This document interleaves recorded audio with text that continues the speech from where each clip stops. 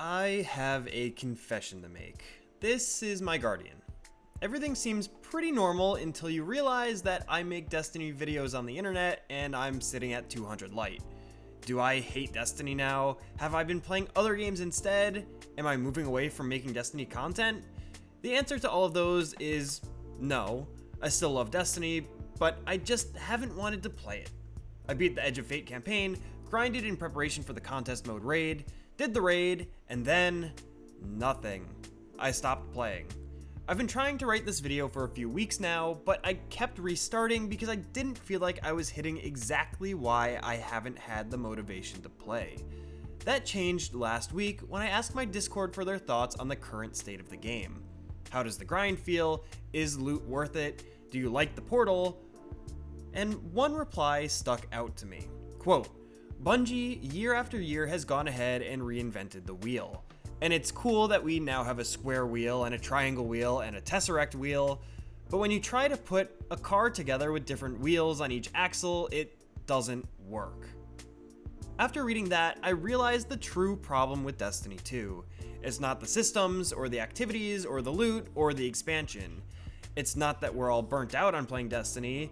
It's not the arbitrary grind in Caldera, or the salt mines, or the weekly exotic mission. It's that Destiny just forgot what it means to be Destiny. I want to start by going back to why I have been playing less and less Destiny ever since the Desert Perpetual raid came out. I think that by identifying why I lost motivation, we could better explore how Destiny lost its identity. As with most regular Destiny players, I hopped into the Edge of Fate ready to inject all the new Destiny content right into my veins. I played the Legend campaign, explored the portal, did solo ops, Crucible. I spent hours grinding to get the 200 light and acquiring weapons and armor I expected to need for the contest raid. I played the raid, didn't quite beat it on contest, and then went back to finish it on normal mode a few days later. Once the raid was done, I played a couple more times before finally calling it quits on the Edge of Fate. If you saw my video about Kepler closer to the launch of the expansion, you would already know that I enjoyed the campaign and Kepler, ignoring the overuse of Matterspark of course. I actually really liked the portal too. Solo ops are a cool, fresh idea, and it gave me something to do if I only had a couple minutes to spend on playing something. I think the new loot tiers are great, and really help to invigorate a stale looting system. Going into the Edge of Fate expansion, I had a single goal: get ready for the contest mode raid. That goal was a driving force for me to grind gear, light levels, and the seasonal artifact. I spent hours in Encore to get those levels I needed to be raid ready, but once the raid came and went, there was no longer a goal to reach. Sure, I could go and try to hit 450 light and do the conquest a single time, but that wasn't enough of a motivator. And this is where the first problem comes in. Destiny forgot what aspirational content actually means. In a game like Destiny, there are a handful of motivators that push players to continue to play the game. Each of these motivators is in the form of some kind of goal. You can be a player like myself and want to reach the goal of playing certain content. Other players might want to play to find secrets or to learn about the game's story or world. And some players, I guess the top 1% of the 1%, will simply play to be the best of the best. So speedrunners and the world first raiders seem to fit nicely into this category. But for 99% of players, we are either motivated by gameplay goals or story goals, and that's what I'm going to focus on here. Prior to the Edge of Fate expansion, especially in early Destiny, there was a large amount of content that I would consider aspirational. This could include anything from a master or grandmaster level activity to something as simple as an exotic quest you unlock for beating a campaign. These two types of content motivate the two unique groups of players. For those who want to reach that endgame level challenge, they played and grinded and optimized themselves in order to be able to participate in the most challenging of activities, which also happen to have the best loot. I think out of the two categories, this one is the most intuitive to understand since it's entirely gameplay focused. There were lots of different variations of endgame, from dungeons to raids to solo dungeons to Grandmaster Nightfalls. Maybe even something like the Legendary campaign could be considered aspirational to some players. The goal of playing these activities that are gated behind difficulty incentivize those to play to get stronger. You need good loot and a high light level to beat these activities after all. The second group is a bit more interesting, the story-driven gamers. Destiny had lots of content that kept these players motivated. The best example for content in this group was probably exotic missions. Exotic missions were not only a source for a particularly strong weapon to add to your arsenal, but were also a goldmine for story and world building. Let's take a peek back at the Beyond Light era. Despite taking place on Europa, Beyond Light's campaign was focused almost entirely on Aramis and the Elixni. Rarely during the campaign did we interact with Braytech Exoscience. When I completed the campaign for the first time, the very next thing I did was attempt to get my hands on Lament through its exotic quest. This quest led me deep into the Braytech labs, where I came face to face with, well, the face of Clovis Bray. This little area was pretty much unused for anything else in the game, and I felt like I found something special when I encountered it. Even past the Clovis head, the Lament quest teaches you a ton about the lore behind Clovis, the Vex on Europa, and even Banshee 44. The Lament was a fantastic reward in and of itself, but the journey to acquire that weapon was maybe even more of a driving force. I played the mission because I wanted to learn about the greater world of Destiny. I played the mission not to get stronger per se, but to just experience the story. Exotic missions are only one type of story-driven aspirational content. You could even include raids and dungeons in this category too. Each of these activities, much like an exotic mission, is a little extension to the story that you really need to experience to get the whole picture of an expansion. The Deepstone Crypt, again from Beyond Light, is another example of this. You learn about Exos, Atrax, and how the darkness influenced the decisions of Clovis in the past. To even reach this content in the first place, you need to be strong enough to be able to play it. Raids have a minimum recommended power after all. You not only have the goal of learning the story inside the raid, but you also now have the goal of reaching the power level required to even gain access to the activity. So you play other activities in the game to gear up. In Edge of Fate era Destiny, this is all gone. We have the soft cap of 200 power, which will grant you access to certain portal activities, and every few light levels beyond that, maybe every 50 or so, you'll be given access to a new portal difficulty tier. That's it. Sure, if you're only motivated by accessing higher difficulty activities, maybe this is enough of a push, but even that might be a stretch, and here's why. Portal activities are simply old content that is set to a specific light level differential. You aren't grinding to play something brand new, you're grinding to play higher difficulties of content you've already played. That means there's no story incentive, since there's no new story in these missions. There's not even a real challenge to motivate you either, since you could pretty much play any portal activity at any difficulty. It's not like a raid that recommends you to be at a certain level even to try the base difficulty. If you want to run Encore, you could run it on the regular difficulty at any time, at any power level. You don't need to get stronger to tackle it. The only new content available is the conquests, but the catch is, well, you can only do them once. Ever. Grandmaster Nightfalls in the past were a challenge worth grinding to because it was the only way to experience that level of difficulty, and you could continue to play the Grandmaster over and over in order to get the strongest weapons in the game. When you can only play a conquest once, it makes the experience of getting to that point at which you could even attempt it feel like a waste. You pour tens of hours into grinding to play a single mission once that doesn't even drop anything worthwhile. Instead of being a source of aspirational content, the portal is just a fancy checklist of things to do, over and over again. And that segues us nicely into the next topic I want to cover: loot and progression. Previously on the channel, I made a video about the loot in Destiny 2, and how progression followed kind of a spiral pattern. By the way, definitely check out that video if you haven't seen it yet. I think I did pretty good on it, but you be the judge. Anyway, this spiral progression is what helps to drive the feeling of getting stronger in a looter shooter like Destiny. In short, you want to do activity X. In order to do that, you need to get Y loadout. You play to get that loot, and then you're strong enough to do activity X.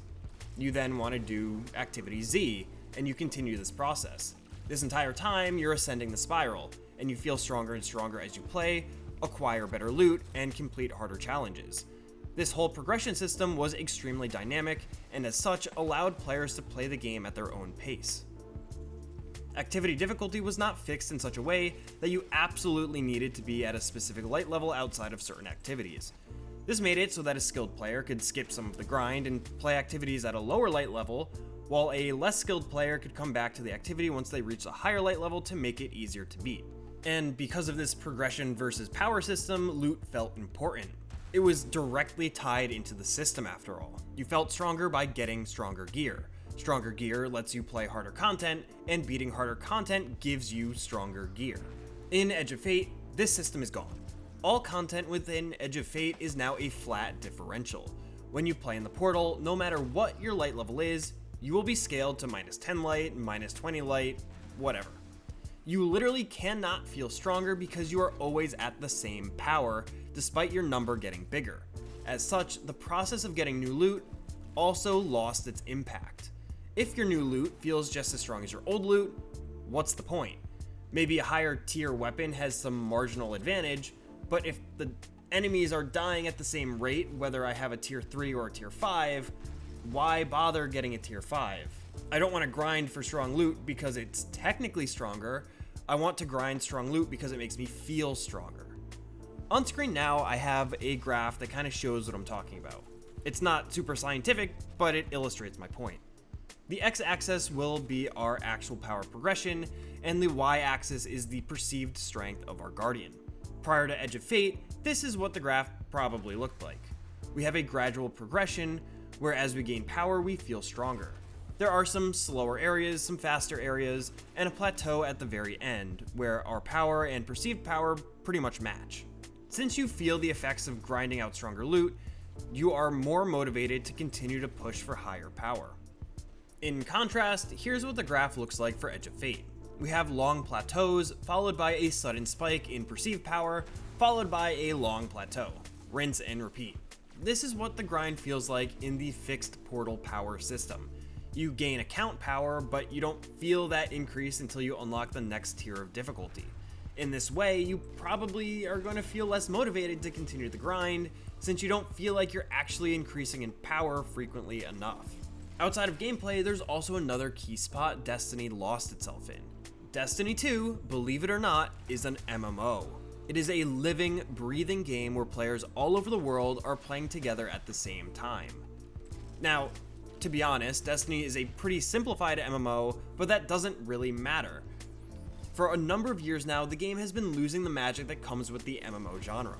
Starting with the launch of the final shape, we really started to lose a lot of MMO features we had. Patrol zones, for one, are now barren wastelands where only you and your fire team exist within. You don't see other players going about their business. There's something special about opening an MMO and seeing all types of players, from newbies to veterans, in the same world as you. It's a small thing, but it made the world feel alive. You could follow a player into a secret. Maybe you discovered the entrance to the Whisper mission by following someone. Maybe you were in Destiny 1 and watched as players open the door to the Vault of Glass in the Patrol Zone. Even beyond Patrol, it seems like Destiny 2 is moving towards a hyper-optimized, sanitized version of itself. Here's the portal with a list of activities to do. Here's your rewards. Here's your modifiers. Here's the gear you can use. Here's a number to hit. Here's an exotic mission without context. Just do it, you'll get something good. Instead of going into the world and finding these activities, it's just given to you in a menu.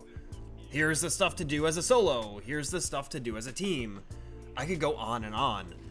What I'm trying to say is Destiny no longer has that organic feel. It has begun to transition into being a co-op shooter instead of an MMO shooter. Instead of exploring the world because you want to find secrets and missions and rewards, you're exploring a menu to unlock the next task. Gone are the days of booting up the game and just finding something to do because you want to.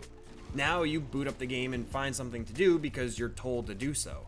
Also within the sphere of an MMO is literally the multiplayer experience. Seeing players in the wild isn't just a novelty, but it's core to the DNA of the game.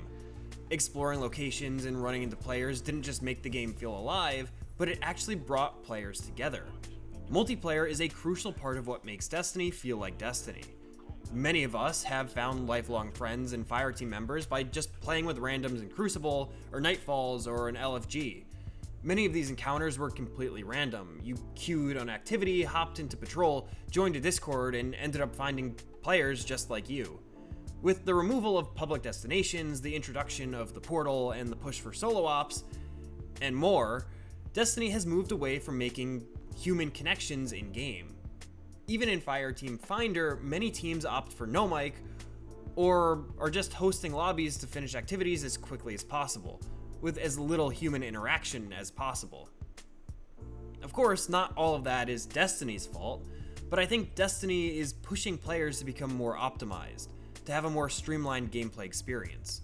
And that is making players less interested in the journey and more so the destination.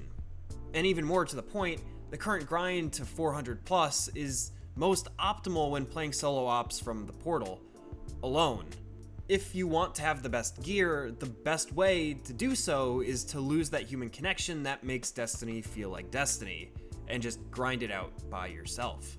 Destiny literally optimized out the multiplayer aspect of the MMO. There's other areas of Destiny that are also feeding into this whole sentiment. I could go on and talk about the Mythic Kepler world tier being a worthless endeavor that isn't even fun to play to begin with. I could talk about raid and dungeon content feeling pointless due to the lack of true endgame loot because of the new loot systems. But I think all of that could just be chalked up to growing pains and probably can be easily corrected in the future. This video was never about the things that are easy to fix. It was about the overall shift from a thriving Destiny to one that feels streamlined and soulless. One that feels more like a checklist of activities to do with an arbitrary goal. One that feels like a grind just for the sake of the grind.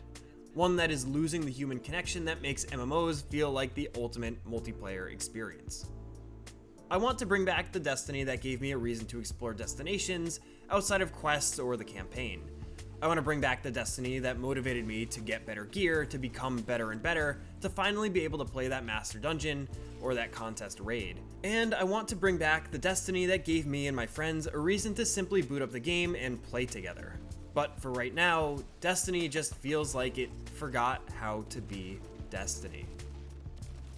Hey, if you made it this far into the video, thanks so much.